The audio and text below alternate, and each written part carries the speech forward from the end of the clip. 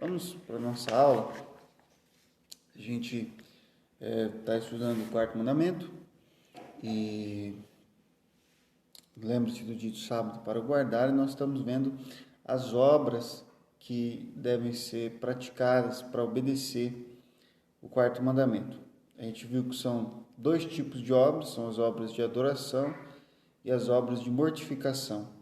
Até semana passada a gente estava vendo as obras de adoração, que eram a Eucaristia, a pregação da palavra e a oração comunitária, que são praticadas no domingo, no dia do Senhor, no primeiro dia da semana.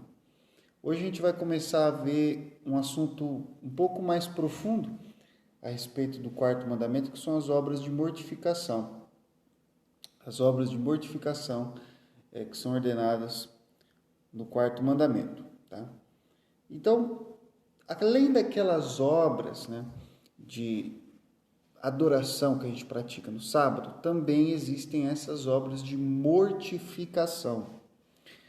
O descanso, que é aquela coisa, é cessar com as obras, é parar de fazer aquelas obras, aqueles trabalhos que você faz durante a semana, de que esse mandamento fala é de dois tipos. Se você pegar o quarto mandamento, ele fala para lembrar do dia de sábado para o santificar e tal, porque o Senhor descansou, descansou depois que ele terminou a sua obra de criação, ele descansou. Então o sábado, o dia do Senhor, ele é um dia de descanso para nós. Esse descanso é de dois tipos: o descanso corporal e o descanso espiritual, certo? E a gente tem que entender esse mandamento dessas duas formas. O descanso corporal é mais ou menos aquilo que a gente tem falado até agora. Até agora a gente bateu bastante na tecla do descanso corporal, que é cessar com os negócios, o trabalho, para a gente poder se reunir como igreja, participar da Eucaristia, ouvir a palavra de Deus pregada e orar juntos, fazer essas obras. Então a gente você cessa com o trabalho, você fecha a empresa, você sai daquele seu dia a dia de trabalho, você fez tudo o que você tinha que fazer nos 6 dias, nos outros 6 dias da semana, você fez faxina, você lavou roupa, você estudou para a prova, você fez tudo o que você tinha que fazer naqueles 6 dias para poder separar o dia do sábado, o dia do descanso sagrado, o dia do Senhor, para poder adorar a Deus, ouvindo a pregação da palavra, participando da Eucaristia, orando junto com a igreja. Agora existe então o descanso espiritual. A gente falou do descanso corporal, mas existe também o descanso espiritual.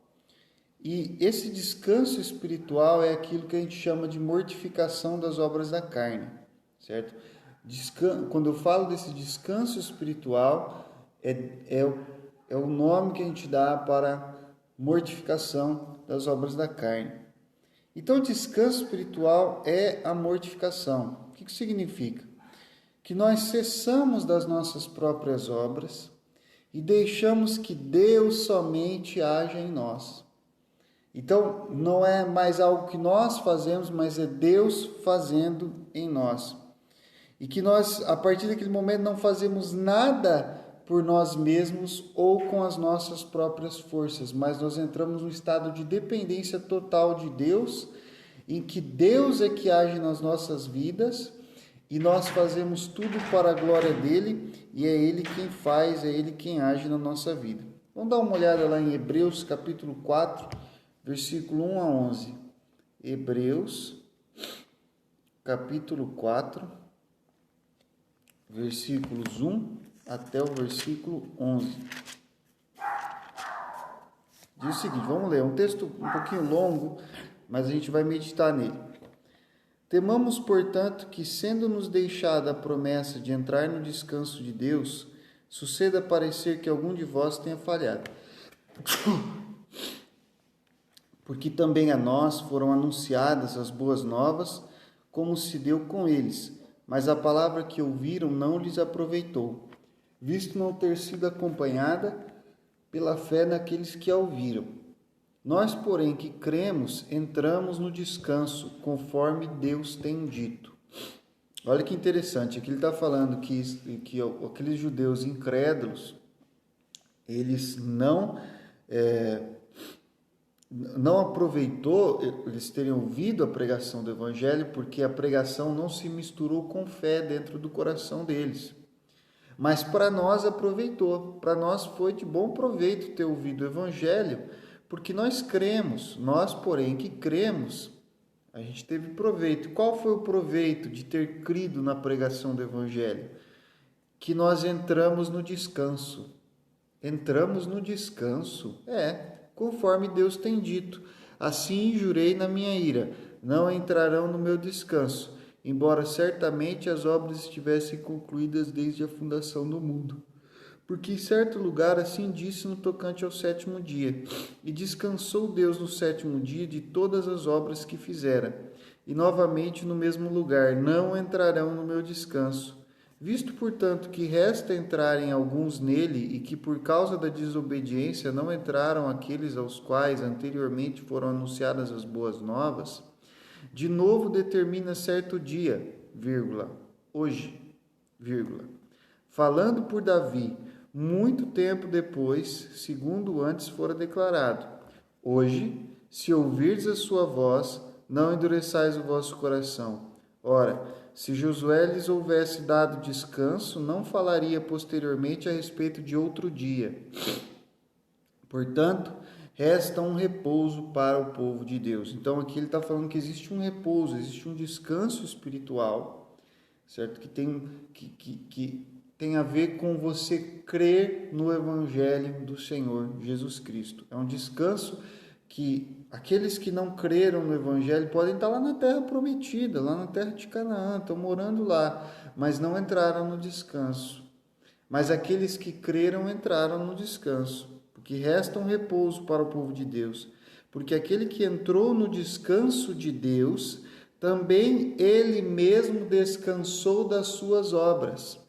Aquela pessoa que crê no Evangelho entra no descanso de Deus e descansou das suas obras, certo? Deus, quando terminou a criação, ele cessou com a sua obra de criação e a Bíblia diz que ele descansou, certo?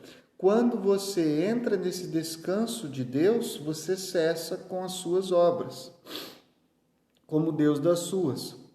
Esforcemo-nos, pois, por entrar naquele descanso, a fim de que ninguém caia segundo o mesmo exemplo de desobediência. Então, se nós crermos e nós entrarmos pelo Evangelho, pela porta do Evangelho, nós entramos nesse descanso de Deus, que é um lugar em que as nossas obras cessam. É o lugar em que a gente para de trabalhar e Deus passa a trabalhar em nós. É a obra de Deus em nós e não é nós operando a nós mesmos, né? É Deus operando em nossas vidas. Então, para entender um pouco melhor essa situação, veja só, de rendição, de dependência de Deus, em que não sou eu que faço, mas Deus que faz. E eu estou falando de todas as obras, né? Aquilo que eu estou fazendo quando eu entro nesse descanso de Deus, já não sou eu que estou fazendo, certo? Porque Deus está fazendo em mim. Tudo que eu faço, não sou eu quem faço, é Deus quem faz em mim. Como disse Paulo, né? Já estou crucificado com Cristo. E a vida que vivo, vivo pela fé no Filho de Deus. Ele vive em mim. Já não sou mais eu quem vivo, mas Cristo vive em mim. Eu entrei no descanso. As minhas obras cessaram. A obra de Deus começou na minha vida. Então, para a gente entender isso, primeiro a gente precisa voltar um pouco e lembrar o que é que nós nos tornamos depois da queda. Porque o que o ser humano era até o momento da queda não é o que ele é depois da queda. Até o momento que o homem caiu, ele era uma coisa. Depois que ele caiu, ele se tornou outra coisa, né? E o que ele se tornou? Como seres caídos e pecadores que nós somos inclinados para nós mesmos. O homem pecador, o homem caído em pecado, ele é inclinado para si mesmo. Tudo que nós fazemos é sempre em busca do nosso próprio interesse. É natural que o homem, nascido em pecado, busque apenas e somente os seus próprios interesses, né? Em outras palavras, nós somos por natureza, desde o nosso nascimento e depois da queda, egoístas. Vamos dar uma olhada lá em Filipenses, capítulo 2, versículo 11. Filipenses, capítulo 2, versículo 11. E toda língua... 21, capítulo 2, versículo 21. Pois todos eles buscam o que é o seu próprio, não o que é de Cristo Jesus. Essa é a situação do homem pecador. Ele busca o que é dele próprio, o seu próprio interesse, não o interesse do Senhor Jesus. Não é a glória de Deus que lhe interessa, é a sua própria glória que o interessa. Por isso, todas as nossas obras, como pecadores, como seres humanos caídos, todas as nossas obras, pensamentos e palavras, né, são más. Tudo que o homem faz, desde a queda, é mal. É mal. Por quê? Porque ele não faz aquilo em Deus. As nossas obras não são feitas para Deus, mas são feitas para nós mesmos. Elas são inclinadas para nós. É uma busca pela nossa própria glória, pela nossa própria vontade. São as nossas coisas que nos interessam como seres caídos. Vamos dar uma olhada lá em Isaías 53, versículo 6, só o comecinho do versículo. Isaías 53, versículo 6, somente o comecinho do versículo. Todos nós andávamos desgarrados como ovelhas. Cada um se desviava pelo caminho. Todos nós andamos desgarrados como ovelha. O que uma ovelha faz? Uma ovelha segue a sua própria vontade. Uma ovelha desgarrada, né? Uma ovelha desgarrada que segue o seu próprio caminho. Ela não quer andar conforme o caminho do pastor. Ela não está preocupada em seguir a voz do seu pastor. A ovelha desgarrada, ela está preocupada em seguir a sua própria vontade. Todos nós somos ovelhas desgarradas, desde a queda. Gênesis 6, versículo 5. Gênesis 6, versículo 5. Viu o Senhor que a maldade do homem se havia multiplicado na terra, e que era continuamente mal todo o desígnio do seu coração. Essa é a situação do homem caído em pecado. Ele é continuamente mal todo o desígnio do seu coração. Tudo que ele pensa é maldade. Então, o que segue disso? Segue que se Deus tiver que agir em nós, já que a gente é tão mal, inclinado para nós mesmos, quando a gente faz, é sempre pelo nosso próprio interesse, para a nossa própria vontade, para a nossa própria glória, né? Se Deus tiver que agir em mim, se Deus tiver que agir em você, se Deus tiver que agir em nós, é necessário antes que nós estejamos totalmente rendidos a Deus. Totalmente rendidos a Deus.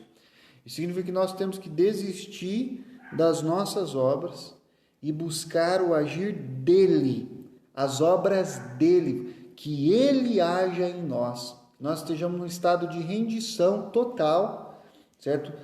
Desarmado, inerte, ali diante dele, boca no pó, totalmente entregue, para que ele haja em nós, para que ele opere em nós.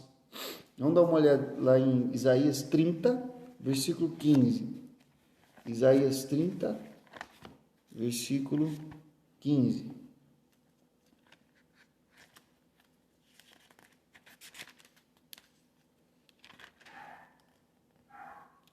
Porque assim diz o Senhor Deus, o Santo de Israel. Presta atenção. Em vos converterdes e em sossegardes está a vossa salvação. Na tranquilidade e na confiança a vossa força. Mas não o quiseste. Então aqui Deus está falando, olha, o que vai salvar vocês não são as obras de vocês, é vocês pararem e confiarem, é vocês se renderem, é vocês se entregarem, parar de seguir o seu próprio caminho, parar de fazer suas próprias obras e se entregar para mim, sossegar, confiar em mim, certo? Então Deus está dizendo basicamente isso, olha, para que eu salve vocês, vocês têm que parar de tentar se salvar. É mais ou menos aquela situação do cara que não sabe nadar, está se afogando e vem o salva-vidas, tenta ajudá-lo, mas não consegue. Por quê? Porque ele está na ânsia de se salvar, ele dá soco, dá chute, morde o salva-vidas e afasta o salva-vidas dele. O salva-vidas tem que esperar ele quase morrer. Quando ele está lá desmaiado, o salva-vidas vai, pega, ele leva para daí poder reavivar ele, porque ele não para. Ele não para de fazer as suas próprias obras, o seu próprio esforço para não se afogar, e cada vez ele se afunda mais e não consegue, e não se deixa ser salvo. Então o que ele precisava fazer? Ele precisava se render ao salva-vidas, ele precisava parar de se debater, parar de fazer suas próprias obras e deixar que o salva-vidas tire ele dali. É a situação do homem pecador. Ele não sabe se salvar, ele não pode se salvar, tudo que ele faz só piora a situação dele, então ele precisa parar de fazer. Ele precisa parar de fazer, porque tudo que ele faz piora a situação dele, ele precisa confiar no salva-vidas que vai trazer salvação para ele. Nessa rendição, nesse estado de rendição que o ser humano se entrega na presença de Deus, os nossos vícios e as nossas impiedades têm de ser sufocados, né? Essas nossas concupiscências, essas nossas inclinações para fazer a maldade, têm que ser sufocadas, arrancadas, para que as nossas obras más cessem, certo? Para que a gente pare de se debater nos nossos pecados, nas nossas obras malignas, a gente tem que sufocar essa paixão maligna, essa paixão pecaminosa dentro de nós. Vamos dar uma olhada lá em Colossenses, capítulo 3, versículo 5. Fazei, pois, morrer a vossa natureza terrena. Nossa! Ou, em outras versões, mortificai o vosso corpo, a vossa carne, né? Prostituição, impureza, paixão lasciva, desejo maligno, avareza, que é idolatria. Você tem que fazer essas coisas morrerem. Você tem que fazer essa sua carne morrer, né? Você tem que mortificar ela. Você tem que arrancar essas coisas da sua vida. Essa mortificação da carne ou das obras da carne, como é que ela se faz? Ela requer o quê? Como é que eu faço para mortificar, para cumprir esse mandamento aqui, né? Para você cumprir isso, você tem que se machucar, né? Tem que machucar a sua própria natureza e deixar que ela seja machucada por outros, né? Você tem que se machucar e deixar que outros te machuquem, para que essa sua carnalidade, essa sua natureza carnal seja mortificada, ou morra, ou entre no repouso, descanse em paz, né? Como a gente fala quando a pessoa faleceu, descanse em paz. Então, as minhas obras da carne têm que entrar no repouso, elas têm que parar, elas têm que descansar, elas têm que, em outras palavras, morrer. E para que isso aconteça, eu tenho que machucar a minha carne, eu tenho que machucar a minha natureza carnal, eu tenho que deixar que outros me machuquem. 1 Coríntios 9, versículo 27. 1 Coríntios 9, verso 27. Olha o que o São Paulo diz: mas esmurro o meu corpo e o reduzo à escravidão, para que, tendo pregado a outros, não venha eu mesmo a ser desqualificado. Paulo entende que, para que ele pudesse ser sério nisso que ele estava fazendo, que é ser um pregador da palavra de Deus, ser um profeta, ser um apóstolo, e ser um servo de Deus acima de tudo, porque ele não seria salvo por ser apóstolo, para ser salvo, para entrar no céu, para não ser desqualificado, ele tinha que ser um cristão genuíno. Para ser um cristão genuíno, ele tinha que mortificar as obras da sua carne. E aí ele fala, então o que eu faço? Eu esmurro, eu machuco a minha natureza, eu deixo que ela seja machucada. né? Para que ela cesse as suas obras. Então, para que a gente cesse as nossas obras e Deus opere em nós, e que Deus somente Deus opere em nós, que tudo na nossa vida seja o agir de Deus através de nós, né? É necessário que nós façamos alguma coisa para machucar, para ferir, para mortificar as nossas obras. Para elas pararem, a gente tem que fazer alguma coisa. E é necessário que não somente nós, mas que outras pessoas façam alguma coisa conosco que nos fira e que mortifique as nossas obras. Então, irmãos, essa parte é muito importante você entender isso para poder entender o que vem depois, certo? Não é que para você, antes de que alguém fique com medo, né? Eu não estou falando para você usar o silício, né? Para você sair por aí batendo em você mesmo, assim, né? Se açoitando, né? Batendo a cabeça na parede. Não, não é isso que eu estou falando. Você vai entender daqui a pouco, porque eu estou te mostrando aqui simplesmente a introdução para você entender o que são obras de mortificação.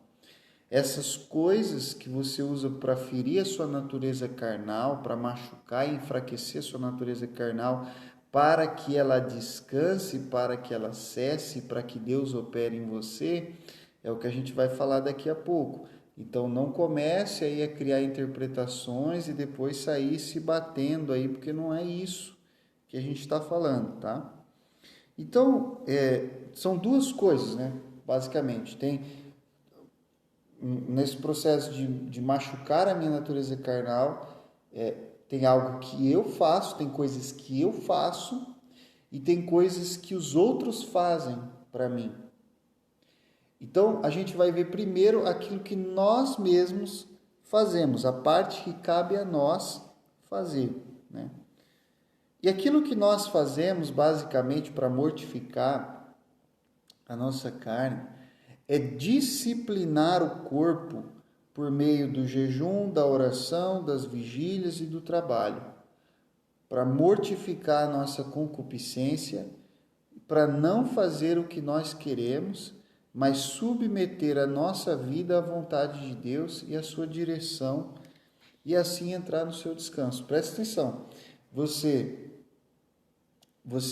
o objetivo disso, dessas disciplinas, né, do jejum, da oração, das vigílias e do trabalho, do labor cristão, é mortificar a nossa concupiscência, certo? A nossa carnalidade, para que nós não façamos o que nós queremos. O objetivo é não fazer o que eu quero.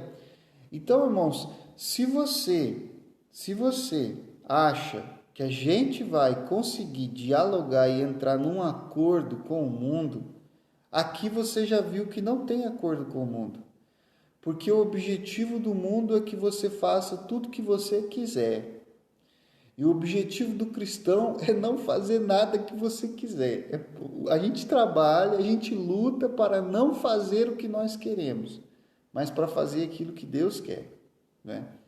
Então, o objetivo é não fazer o que nós queremos, mas submeter a nossa vida à vontade de Deus e à direção de Deus. Quando a gente para de buscar a nossa vontade para buscar a vontade de Deus e coloca a nossa vida debaixo da direção dele, a gente entra no descanso dele. Vamos dar uma olhada lá em Deuteronômio, capítulo 12, versículo 8 e 9. Você vai entender isso aqui muito bem. Deuteronômio, capítulo 12, versículos 8 e 9. Certo? Agora, presta muita atenção que aqui é Moisés falando com Israel antes de eles entrarem na Terra Prometida. Então, isso aqui é tudo muito tipológico, muito profético do que a igreja vive. Eles viviam, então, na matéria, aqui que hoje nós temos que viver no Espírito. Deuteronômio 12, versículo 8 e 9. Não procedereis em nada segundo estamos fazendo aqui. Olha, quando vocês chegarem lá, entendam uma coisa. Não é para vocês fazerem do jeito que vocês estão fazendo aqui. Olha Moisés falando com o povo. Cada qual aqui faz tudo o que bem parece aos seus olhos. O objetivo é não fazer o que bem parece aos seus olhos, né? Porque até agora não entrastes no descanso e na herança que vos dá o Senhor vosso Deus. Agora, para entrar na herança, para entrar no descanso,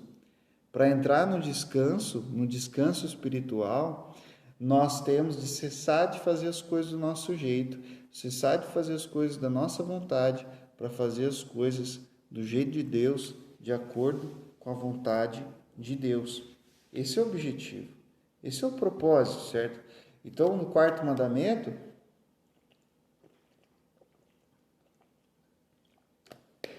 ele está dizendo, vocês têm que entrar no descanso. Vocês têm que entrar no descanso de Deus.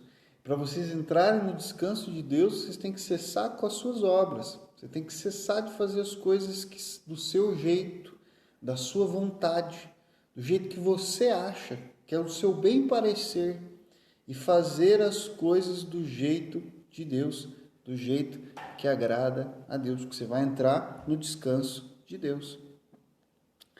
Então, falando sobre a questão do jejum, eu não sei se... Deixa eu dar uma olhada aqui no tempo, não dá tempo ainda. Vamos falar um pouco sobre o jejum, né? O jejum e as vigílias, né? O que é o jejum? O que é uma vigília? Tanto o jejum como a vigília são formas de abstinência, certo? O jejum é a abstinência de alimento. A vigília é a abstinência do sono. Quando a gente vai na vigília, a gente não dorme, a gente fica orando, né, durante a noite, ao invés de dormir. Então, o jejum, abstinência de alimento, vigília, abstinência de sono. Os dois, é claro, sempre ali muito ligados à oração. Em ambos os casos, tanto no caso do jejum como no caso da vigília, o importante é que o que nós fazemos ali seja útil para mortificar a nossa carne. O objetivo no jejum, o objetivo na vigília é mortificar a nossa carne. Então o jejum geralmente ele acompanha o arrependimento. O jejum geralmente ele acompanha o arrependimento. Vamos dar uma olhada lá em Joel, capítulo 2, versículo 12. Joel, capítulo 2, versículo 12. Ainda assim, agora mesmo, diz o Senhor, convertei-vos a mim de todo o vosso coração, e isto com jejuns, com choro e com pranto. Veja só que aqui Deus está falando, olha, eu quero arrependimento com jejum, choro e pranto. Então, o jejum, ele está associado ao arrependimento, né? A abstinência dos alimentos, ela se junta com o arrependimento pelo pecado, o quebrantamento pelo pecado. Vamos dar uma olhada lá em 2 Samuel para a gente conferir um exemplo disso. 2 Samuel, capítulo 12, versículo 16. 2 Samuel,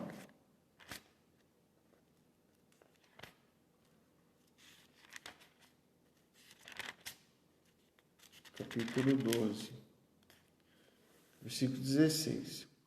E o Senhor feriu a criança porque a mulher de Urias dera à luz a Davi, a criança adoeceu gravemente. Buscou Davi a Deus pela criança, jejuou Davi, e vindo passou a noite prostrado em terra. Olha aqui, então Davi pecou com a mulher engravidou e Deus avisou, falou assim, eu vou levar essa criança, E a criança ficou doente. E aí Davi buscou a Deus pela criança, arrependido, pedindo misericórdia. E aí que ele fez? Ele jejuou e ele passou a noite prostrado em terra, vigília. Abstinência de alimento, abstinência de sono, associada a arrependimento. Então, os anciãos da sua casa se chegaram a ele para o levantar da terra, porém ele não quis e não comeu com eles. Continuou em jejum. Ao 7º dia, morreu a criança. Esse homem entrou num jejum sério, 7 dias de jejum pesado, jejum e vigília. entendeu? Orando, buscando a Deus, e a criança morreu. E temiam os servos de Davi informá-lo de que a criança era morta, porque diziam: eis que estando a criança ainda viva, lhe falávamos, porém não dava ouvidos à nossa voz. Como, pois, lhe diremos que a criança é morta? Porque mais se afligirá. Eles estavam achando que o jejum de Davi era um jejum de depressão, de não estar com vontade de comer, porque está muito triste e não quer comer. Mas vamos ver se estava certo. Será que era por isso que Davi estava jejuando? Viu, porém, Davi que os seus servos cochichavam uns com os outros e entendeu que a criança era morta. Pelo que disse aos seus servos: é morta a criança? E eles responderam: morreu.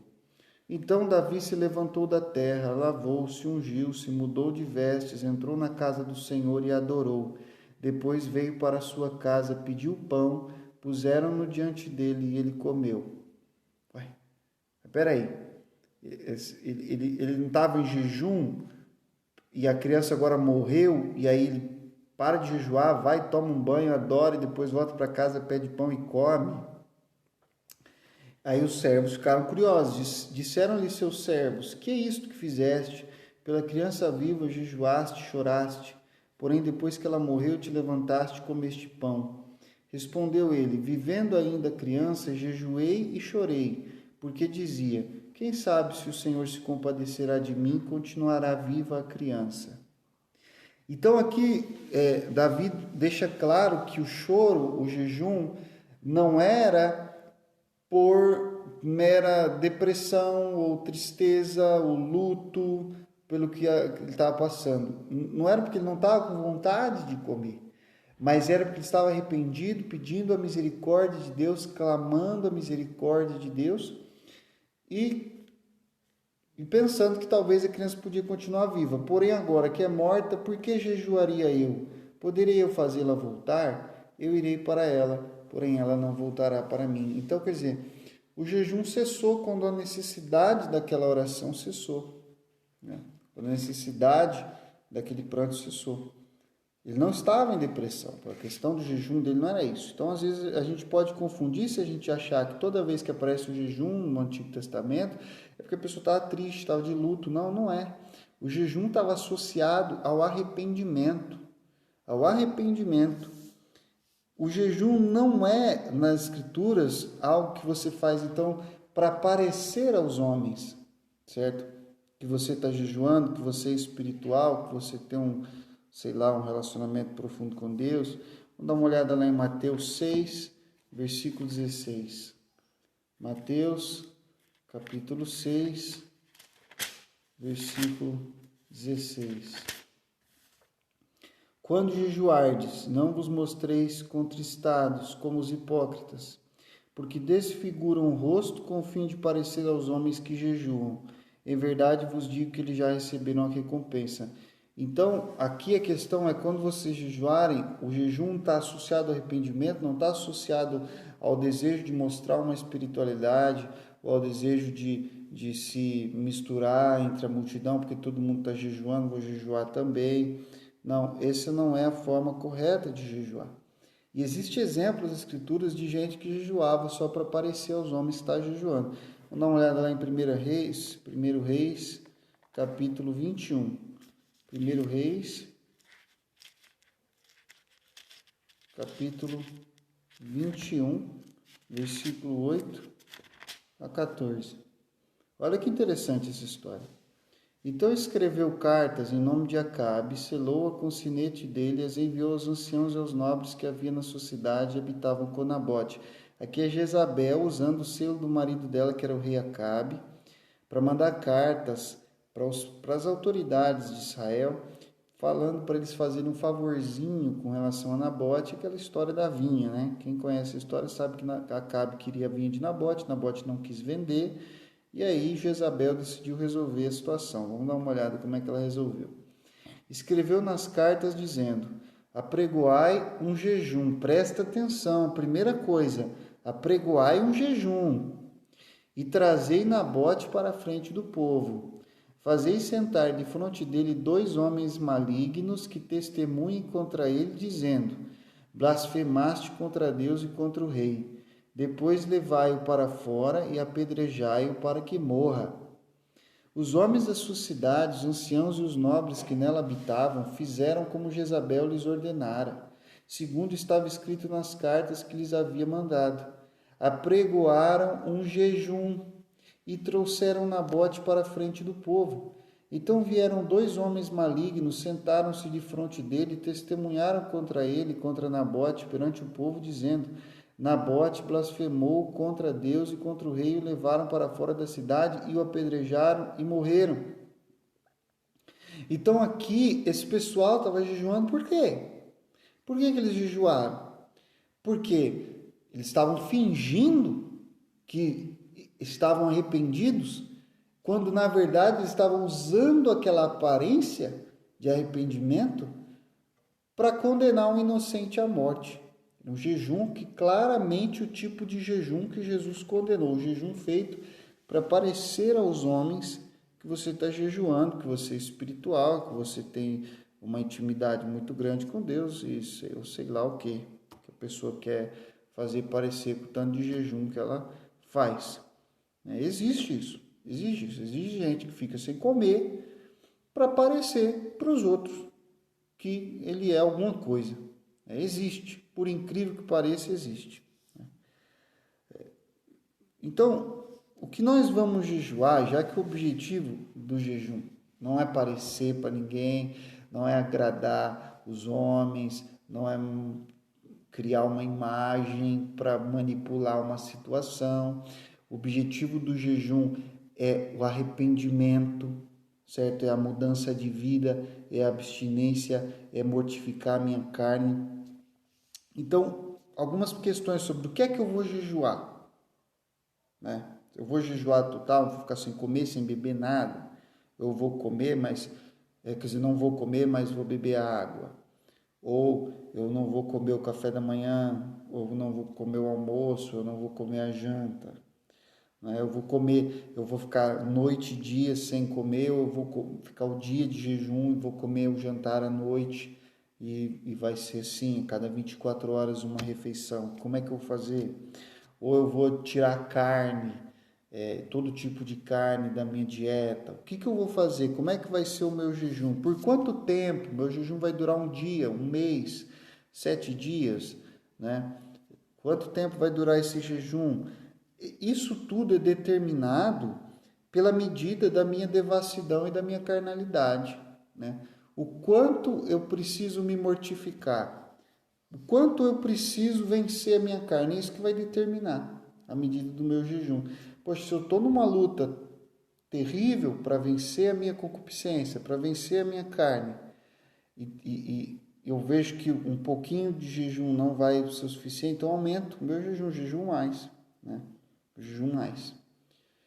Eu aumento o tempo, ou eu aumento o tipo de jejum, tiro outros alimentos, vou tirando, vou fazendo um jejum mais forte. O que determina o tipo de jejum que eu vou fazer, o tempo de jejum que eu vou fazer, é a luta que eu estou enfrentando contra a minha própria carne, certo?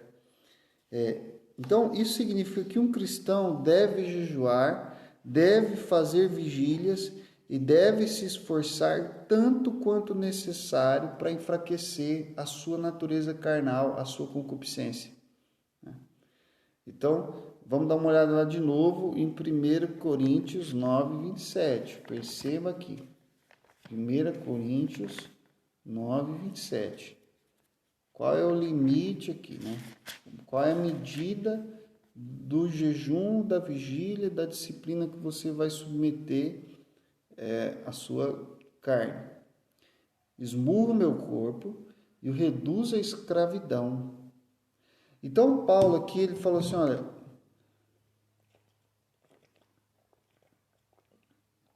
o objetivo é colocar a minha carne a serviço do meu espírito.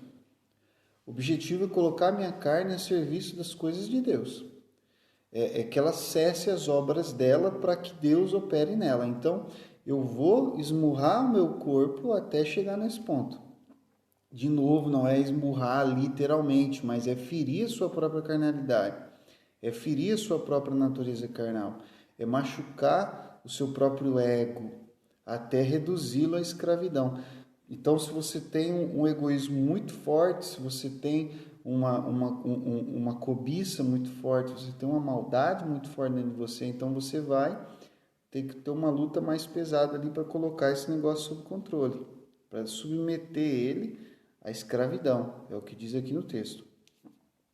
E qual é o limite máximo, certo? Então, eu vou acrescentando, eu vou aumentando o meu jejum, a minha vigília, o meu trabalho, a minha oração, até com o objetivo de submeter a minha natureza carnal à obediência. Mas qual é o limite máximo de onde eu não deveria passar?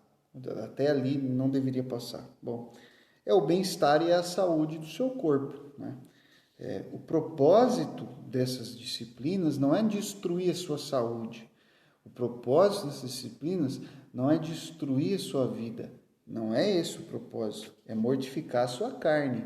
É mortificar as obras da sua carne. Esse é o objetivo, certo? Se você está fazendo um jejum, se você está fazendo uma vigília, se você está fazendo alguma das disciplinas espirituais, isso está destruindo você, está acabando com a sua saúde, está acabando com a sua saúde mental, está acabando com a sua saúde física, está acabando com os seus relacionamentos, com a família, sei lá, né? Então você chegou no limite. Você fala assim, cara, na verdade você passou de um limite. Você precisa rever a sua maneira de fazer essas coisas, isso não é saudável, né? Isso significa que, por exemplo, pessoas doentes e mulheres grávidas devem evitar essas práticas, né? Por quê? Porque o doente, ele não tem condições de fazer esse tipo de coisa, pelo menos não por muito tempo.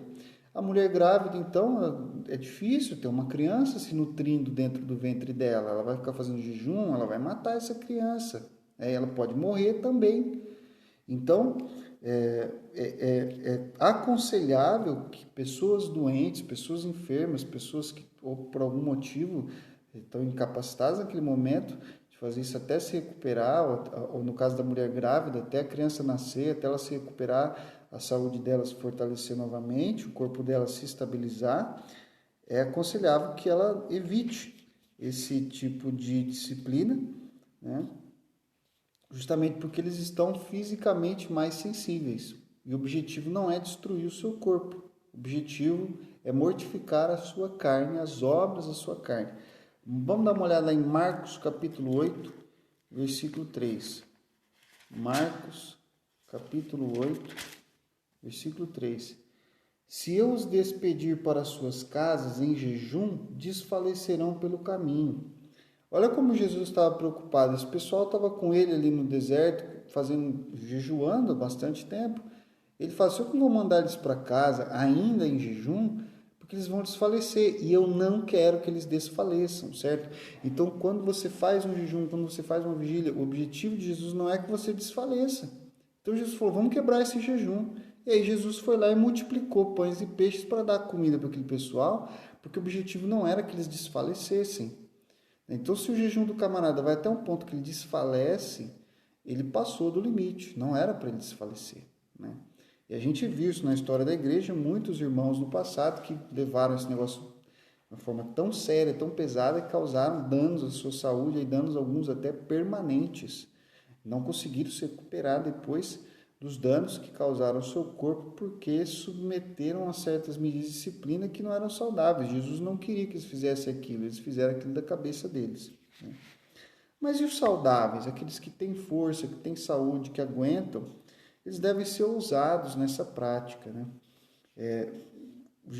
Se você falar assim, eu não quero jejuar, não quero orar, não quero ir para vigília, não quero me dedicar a essas coisas, por quê? Porque eu estou com preguiça, porque sabe como é que é, eu quero ganhar dinheiro, eu não quero me preocupar com essas coisas, né?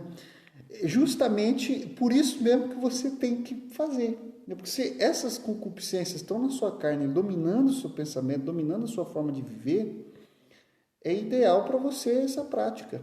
Você submeta a sua carne à disciplina espiritual para que ela entre no descanso, para que ela cesse as suas obras, e você consiga mortificar a sua carne. Quando essas paixões carnais que estão ali dentro da gente forem vencidas, uma vez que a gente consiga vencer, né, a necessidade do jejum, por exemplo, desaparece. Né? Vamos supor que você está passando por um momento de tentação, né? Você está ali, estou numa tentação, numa luta terrível. Cada pessoa tem uma tentação, uns é para ira, outros é para prostituição, para fornicação, para impureza, outros é para avareza, para o roubo, para furtar coisas, aquilo vem do seu coração, você quer, eu quero pegar, quero levar isso aqui para casa.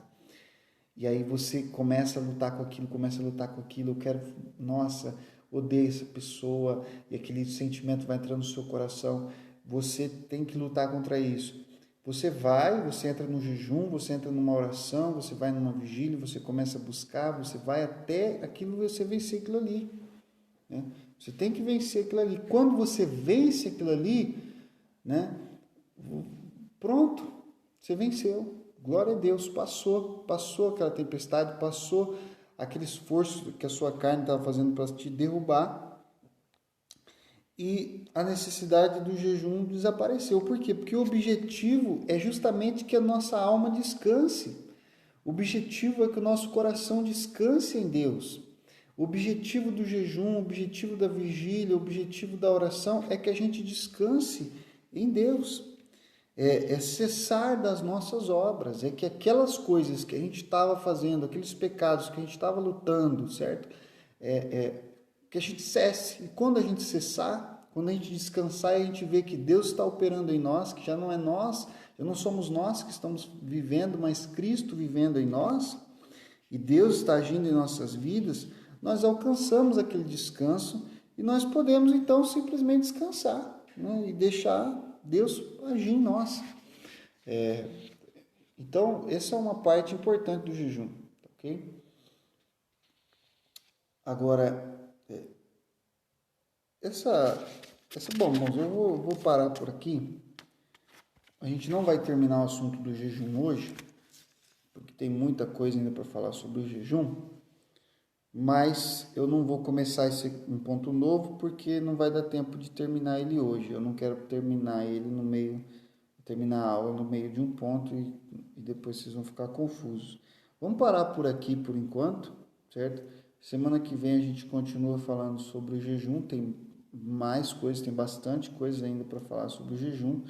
E se você tiver assim com um ponto de interrogação na cabeça, pensando, meu Deus do céu, né? Então, amém. Esse é o gostinho do quero mais para semana que vem você assistir a aula de novo e descobrir o que mais tem aí sobre o jejum, tá bom? Se alguém quiser fazer uma pergunta aí, fica à vontade sobre isso que a gente falou hoje. Senão eu vou já orar para encerrar.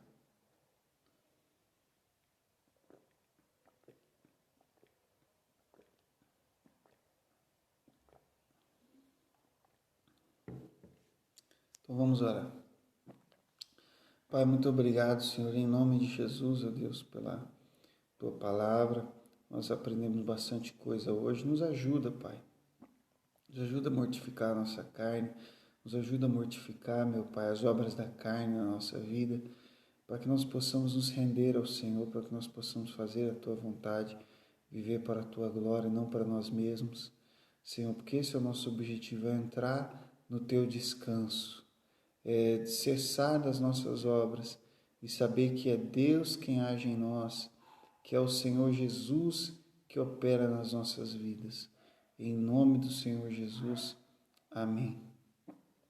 Então, Deus abençoe, irmãos. Eu vi que não tem nenhuma pergunta. Obrigado, Ju. Bênçãos são vocês são maravilhosos. Que Deus abençoe vocês, você tenha uma semana de paz. Em nome do Senhor Jesus. Boa noite aos irmãos, a paz.